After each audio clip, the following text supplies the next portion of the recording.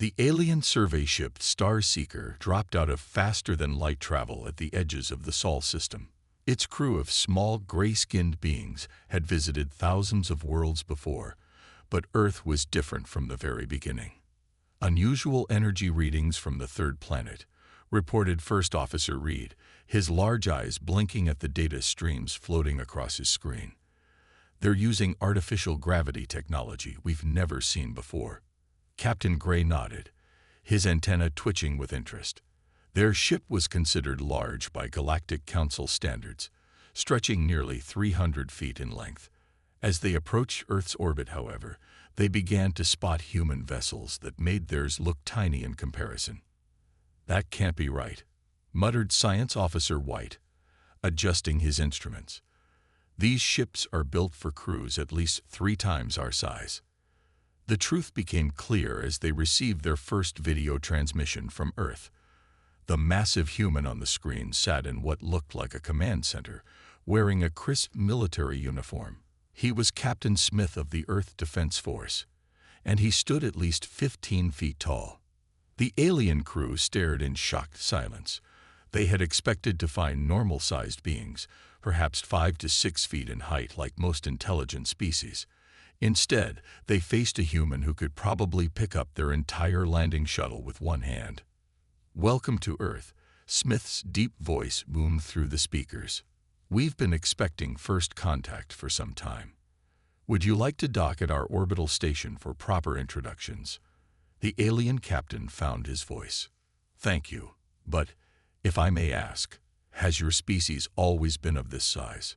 Smith's laugh filled their bridge. "No, not at all. We made ourselves this way. It's quite a story, one we'd be happy to share." The docking process itself was a lesson in human engineering. The alien ship looked like a toy as it approached the massive Earth station. Everything was built to an enormous scale, with doorways 30 feet high and corridors wide enough for 4 giant humans to walk side by side. When the alien delegation finally met Captain Smith in person, they had to crane their necks to look up at him. He sat down on one knee to speak with them more comfortably, but even then, his head nearly touched the 20-foot ceiling. "It began 300 years ago," Smith explained, as the alien scientists scanned him with their devices. "We discovered a way to manipulate gravity for space travel, but it had an unexpected effect on Earth's own gravitational field. Instead of trying to fix it, we decided to adapt." The aliens learned that humans had used a combination of genetic engineering and cybernetic enhancement to gradually increase their size over several generations. What started as a necessity became a point of pride. Each generation grew slightly larger, stronger, and more resilient than the last. But the energy requirements, Science Officer White began, increased with our size. "Yes," Smith finished. "So we built bigger power plants. Needed more food. We created vertical farms that stretch a mile high. Every challenge became an opportunity for innovation." The alien delegation toured the station, marveling at how humans had completely reimagined their civilization. Exercise rooms featured weights that would crush a normal-sized being. The cafeteria served portions that could feed an entire alien family. Even the simple act of a human crew member walking past them felt like watching a moving building. As the first day of contact drew to a close, Captain Gray made notes for his report to the Galactic Council. How could he explain that humans hadn't just survived on their world? They had chosen to transform themselves into giants. More importantly, how would the galaxy react to a species that had so dramatically rewritten their own physical form? Looking out the window at Earth below, he watched a massive construction vessel assemble a new orbital platform. Its human crew floated in space, their giant spacesuits making them look like living satellites against the backdrop of stars. One thing was certain: humanity had changed the rules of what was possible, and the galaxy would never be the same. Dr. Blue walked through the massive halls of the Earth Science Center, his small form dwarfed by the enormous equipment around him. 3 weeks had passed since first contact, and a Galactic Council had sent him to lead their research team in understanding how humans had changed themselves so dramatically.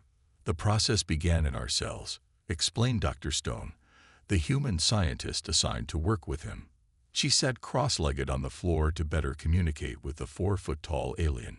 Even sitting down, she towered over him like a living mountain. Their lab looked more like a warehouse to Dr. Blue's eyes. The DNA sequencers were the size of his ship's engine room, and the testing chambers could have housed entire alien families. Everything was built to giant scale, yet worked with incredible precision.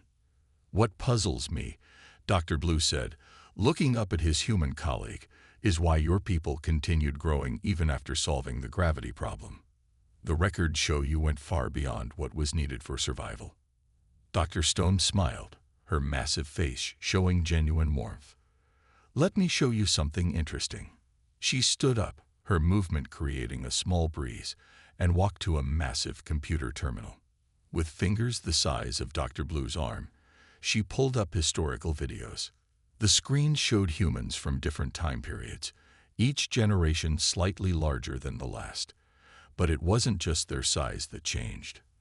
Their bodies had been carefully engineered to handle the increased mass: denser bones, more efficient hearts, enhanced muscle structures, and larger brain capacity. "Every change made us better," Dr. Stone explained.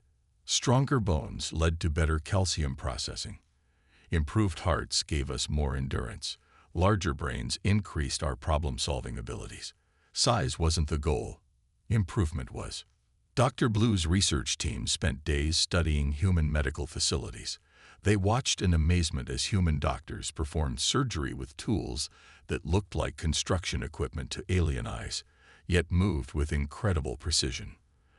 The giant surgeons could see details smaller than what most aliens could spot with microscopes, thanks to their enhanced eyes. But surely there were problems. Dr. Blue asked during one of their daily meetings. "Resources, space, social issues." "Of course," Dr. Stone replied. She pulled up more historical data. "We had to rebuild everything. Houses, cars, cities, farms. Some people resisted the changes at first, but each generation saw the benefits more clearly than the last. The data showed how humans had transformed their world. They built upward, creating buildings that would have been impossible for normal-sized beings. Their farms used advanced vertical growing systems that produced enormous amounts of food in small spaces. Even their pets had been carefully modified to match their new scale." One day, while studying human brain scans, Dr. Blue noticed something extraordinary. "These neural pathways," he said, pointing to the huge display. "They're not just bigger, they're completely different from standard human patterns." Dr. Stone nodded, her giant head casting a shadow over the alien scientist. "We didn't just make our brains bigger. We redesigned them to process information faster, store more data, and think in new ways. Some say it changed how we see the universe." As Dr. Blue prepared his preliminary report for the Galactic Council, he struggled to capture the scale of what humans had accomplished. They hadn't just survived a planetary crisis. They had used it as a springboard to remake themselves entirely. Looking out his window at the city beyond, he watched giant humans going about their daily lives. They moved with a grace that seemed impossible for beings their size, their engineered bodies working in perfect harmony, despite weighing tons. In the distance, a construction crew was building a new research center.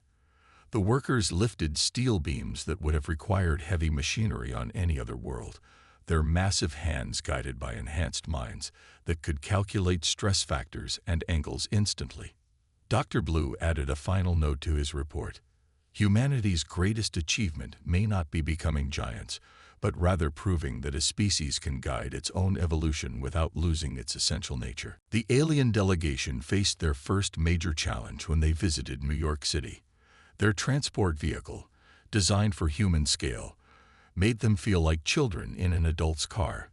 The seats were enormous, and the windows started at what would have been ceiling height in their own buildings. "This is impossible," muttered Council Member Green, watching giant humans walk past their vehicle. "How can they live like this? Everything is too big." The city streets were wider than some alien spacecraft, designed to handle the foot traffic of 15-foot-tall beings. Shops had entrances like aircraft hangars, and even simple things like coffee cups were the size of alien bathtubs. Their human guide, Officer Jones, tried to make them comfortable. "We've prepared a special section in the hotel for you," he said, his voice booming even when he whispered. "Everything there is built to your scale." But the problems went beyond size. At a diplomatic dinner that evening, the aliens watched in shock as their human hosts carefully lifted drinking glasses that could hold enough liquid to drown them. The smallest portion of human food could feed an alien family for a week. "Watch this," whispered Dr. Blue to his colleagues. He had been studying humans long enough to appreciate their adaptations. A human server carried 30 plates at once, each one bigger than an alien dining table, moving with perfect balance through the restaurant. Their enhanced muscles and improved nervous systems made such feats routine. The cultural differences became even more apparent when they visited a human school. Children, already 10 feet tall, played with building blocks the size of alien cars. Their teachers used giant holographic displays to show models of molecules, their enhanced eyes able to spot details that alien scientists needed microscopes to see. But what about art? Council member Green asked during a museum tour. "Surely they can't do detailed work at that size." The human curator smiled and led them to a display case. Inside was a sculpture smaller than an alien's thumb, carved with incredible detail by human hands larger than the aliens' entire bodies. Their enhanced nervous system control and enlarged brain centers for fine motor skills allowed them to work with surprising delicacy. The real problem, Dr. Blue noted in his cultural report, is that some of our people can't see past the size difference. They don't understand that humans are still human, just bigger. This became clear when a group of alien tourists refused to board a human passenger aircraft, despite safety records showing they were the safest in the galaxy. The sight of a pilot with hands bigger than their entire body was too much for them to handle. Tension grew when some alien religious leaders declared human genetic modification an offense against nature. They couldn't understand why humans were proud of their transformation instead of ashamed. At a council meeting held in a specially built chamber with 2 different scales of furniture, Officer Jones addressed the concerns. "We understand your discomfort," he said, carefully adjusting the volume of his voice. "But consider this, hasn't every spacefaring species modified themselves in some way? We just chose a more visible path." He demonstrated by showing how a human could delicately handle alien technology, despite their massive size. Their enhanced brains could process information fast enough to control their enormous muscles with microscopic precision. "Size isn't just about being big," Jones explained. "It's about expanding our capabilities. We can build faster, think bigger, reach further. We're not just tall humans. We're humans who chose to grow in every way possible." As the day ended, Dr. Blue watched a giant human child helping an alien tourist who had gotten lost. The child moved with careful gentleness, their huge hands soft and precise as they pointed the way. Despite all the cultural clashes, moments like these showed that humanity's growth hadn't just been physical. They had grown in wisdom too. Their size might cause problems, but it also offered new possibilities for cooperation between species. After all, who better to build the foundations of a galactic civilization than those who could lift the heaviest stones? The emergency alarms in Earth's orbital station blared to life at midnight. Captain Smith's heavy footsteps echoed through the giant corridors as he rushed to the control room. On the main screen, a small alien ship was releasing something into Earth's atmosphere. "Report." His deep voice boomed across the command center. The giant screen showed a strange green mist spreading through the upper atmosphere. "Sir, it's some kind of genetic agent," replied Officer West, her fingers flying across the massive control panel. "They're trying to force our bodies back to original human size." The attackers were members of the Pure Form Movement, a radical alien group that believed human modification was wrong. They had spent months secretly developing a weapon to save humans from their giant form. Dr. Blue, who was still on Earth studying human society, rushed to his communication panel. "This is madness," he shouted to his fellow aliens. "You don't understand what you're doing." But the attackers wouldn't listen. They believed they were doing the right thing, trying to return humans to their natural state. They didn't expect what happened next. The green mist spread across the sky, making the clouds glow in the dark. But as it reached the cities below, nothing changed. The giant humans continued their lives as normal, protected by generations of genetic engineering and biological defenses. Did they really think we wouldn't protect ourselves against genetic attacks? Dr. Stone asked, standing in her lab while checking atmospheric readings. "We've had these defenses for over 100 years. The human response surprised everyone. Instead of attacking the alien ship, they simply surrounded it with their much larger vessels. Captain Smith's voice was calm as he addressed the attackers. "We understand you're afraid of how different we are," he said, his giant face filling their view screen. "But we won't harm you for this mistake. Instead, we invite you to learn why we chose this path." The alien attackers, faced with the failure of their weapon and the peaceful response of the giants they tried to transform, surrendered quietly. Their small ship landed in a human hangar bay, looking like a toy beside the massive human spacecraft. Dr. Blue watched as human security officers carefully handled the captured aliens. Despite being able to crush them with one finger, the giant humans were gentle. They used specially designed small-scale restraints and took care not to frighten their prisoners. "You see," Dr. Stone explained to the captured aliens, "being big isn't just about size. It's about being big enough to show mercy when others would show anger." The incident caused a huge debate in the Galactic Council. Some wanted to punish Earth for their genetic modifications. Others argued that humans had just proved they were more mature than many older species. "Think about it," Dr. Blue said during the emergency council meeting. "They could have destroyed the attackers with one shot. Instead, they showed us what true advancement looks like." In the days that followed, human scientists helped clean the green mist from their atmosphere. They even improved their defense systems without making any aggressive moves against alien worlds. Captain Smith invited the captured aliens to stay and learn about human society. "Your weapon didn't work because our bodies are now perfect machines," he explained, kneeling down to speak with them. "But our greatest growth wasn't in our size. It was in our understanding." The crisis ended with a surprising twist. The failed attack actually helped more aliens understand why humans had changed themselves. They saw that human giants weren't monsters or freaks, but beings who had chosen to grow in all possible ways, including wisdom. Dr. Blue added a new note to his report. "Today, humanity proved that true giants aren't measured by their height, but by the size of their hearts." Dr. Blue sat in the massive archive room of Earth's central library, surrounded by data screens larger than his ship's sails. After the failed attack on human genetics, he had been given special permission to study humanity's oldest records about their transformation. "I think I found something," he called to Dr. Stone, who had been helping him search. The giant human scientist carefully walked over, making sure not to shake the floor too much with her steps. On the screen was a 300-year-old message from the first team of scientists who had suggested making humans bigger.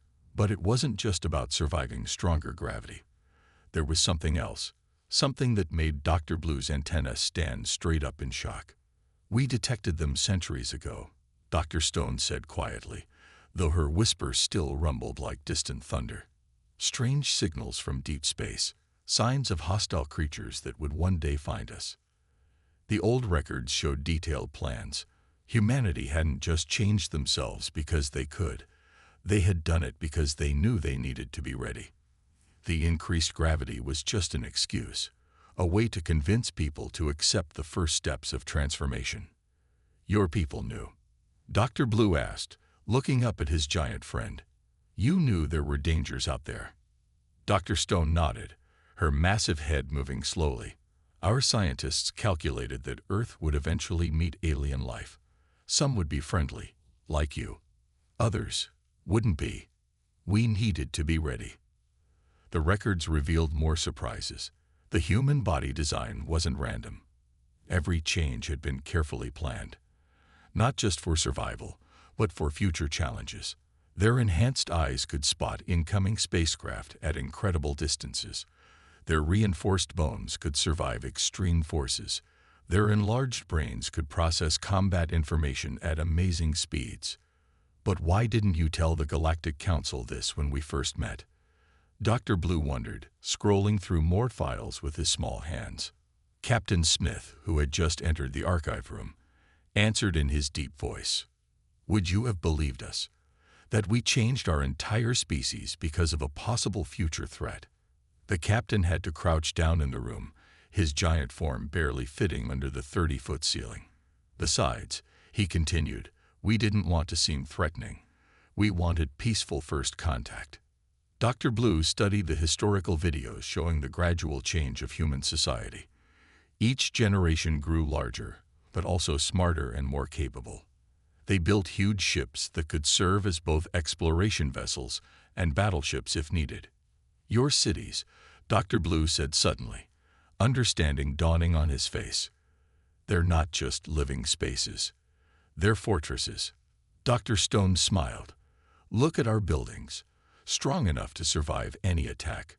Our roads, wide enough for rapid military movement. Even our farms can be sealed and protected in minutes. The evidence was everywhere once you knew where to look. Humanity had spent 3 centuries preparing for any possible threat while making it look like a natural development of their society. But here's what you might find most interesting, Captain Smith said, reaching out with his massive hand to type on the control panel. A new image appeared, showing deep space scans from human telescopes.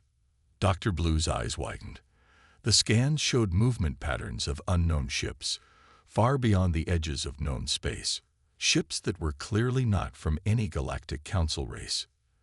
They're coming, Dr. Stone said softly. We've tracked them for years. That's why we're sharing this with you now.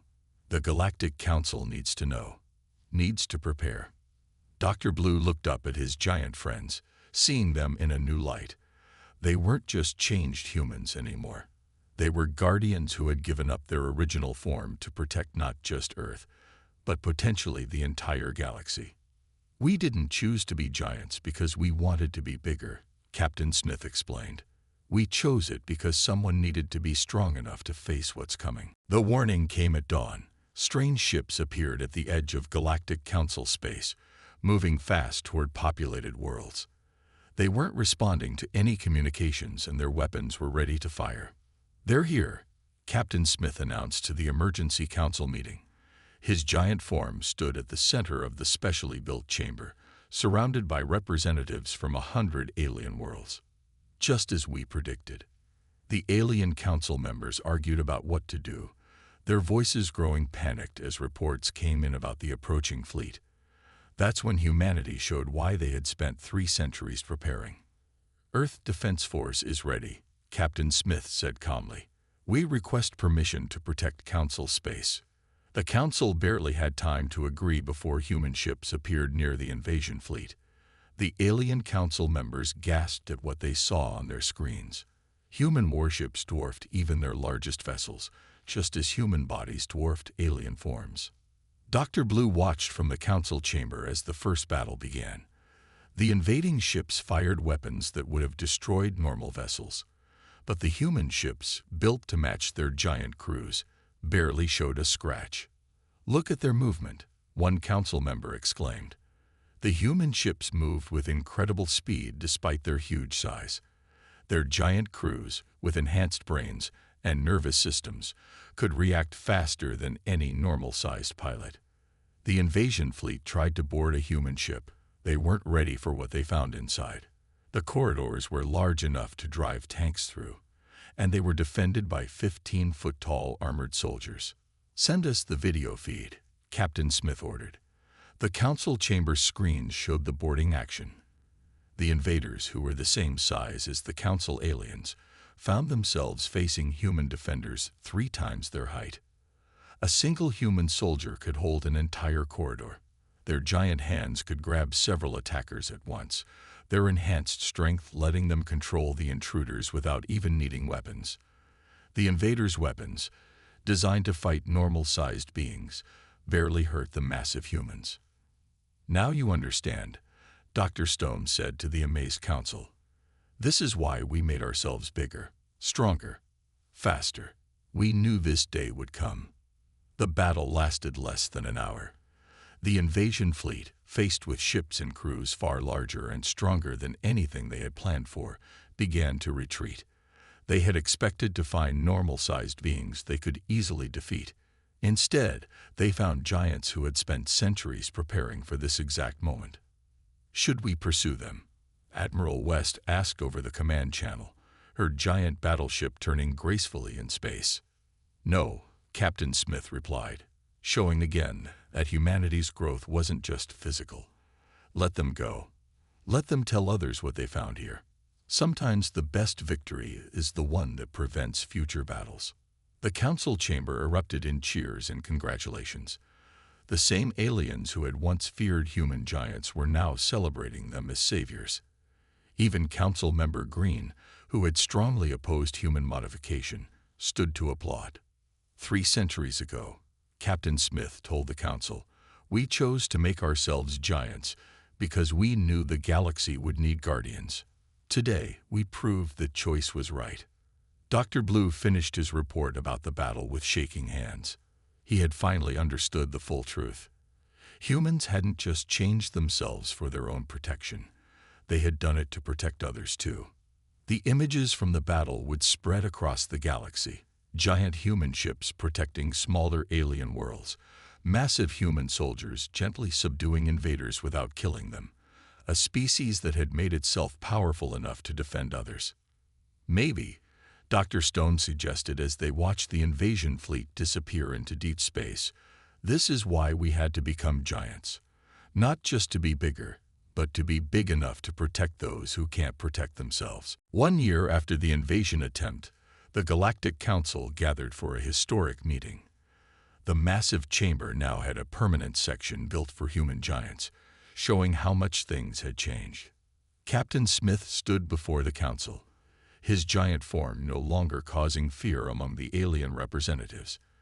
"Today we begin a new chapter," he announced, his deep voice carrying easily through the chamber. "Earth officially accepts its role as guardian of galactic peace." The council had completely changed its views on human modification.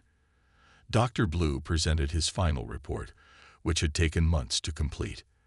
The screen showed images of human giants helping across the galaxy. "Look at what they've achieved," he said, pointing to the displays. Giant humans were helping build cities on alien worlds, their massive strength making difficult jobs easy. Human ships patrolled trade routes, keeping smaller vessels safe from pirates. But most importantly, Dr. Blue continued, "they shared their defensive technology with us. Not the genetic modifications, those took centuries to perfect, but their shield systems, their early warning networks, everything else they developed while preparing for the invasion. In Earth's cities, things had changed too. Special sections were built in every building for normal-sized aliens. Humans had created new tools to help them work better with smaller species. The giants who had once scared visitors were now welcomed as protectors. We're opening the Earth Defense Academy," Dr. Stone announced to the council. She activated a hologram showing a massive new building complex. "Here, we'll train both humans and aliens to work together. Different sizes, different species, but one goal, keeping peace in the galaxy." The academy would teach more than just defense. Human scientists worked with alien researchers, their giant-sized labs now equipped with special platforms so everyone could work together. They studied ways to combine the best features of different species without needing to change sizes. "Remember how some people wanted us to go back to normal size?" Captain Smith asked during his speech. "Now they understand. We grew not to stand above others, but to stand beside them as guardians." Dr. Blue watched as a group of alien children played with a young human in one of Earth's new parks. The giant child moved carefully, helping smaller aliens climb specially designed playground equipment. What had once seemed frightening now felt natural and right. The invasion fleet spread word about us through their part of space. Admiral West reported, "3 more hostile groups have turned away from Council space after learning about Earth's giants. Sometimes the best defense is simply being too big to attack." The Council voted to make Earth the center of galactic defense operations. Human ships, with their giant crews and massive size, became a common sight across Council space. But they weren't just military vessels anymore. They were also exploration ships, rescue craft, and trading vessels. "We made ourselves giants," Dr. Stone explained to a group of alien visitors, "but we never forgot how to be human. That's the real secret of our success." As Dr. Blue finished his final report, he added a personal note.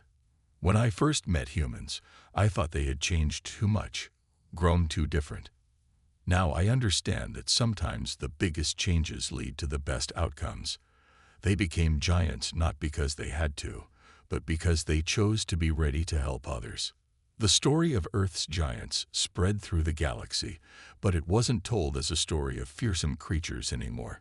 It became a tale of a species that had seen the future, prepared for 300 years, and used their power not to conquer, but to protect. In the end, the aliens weren't shocked by human giants anymore. Instead, they were grateful that when the galaxy needed guardians, humanity had made itself big enough for the job.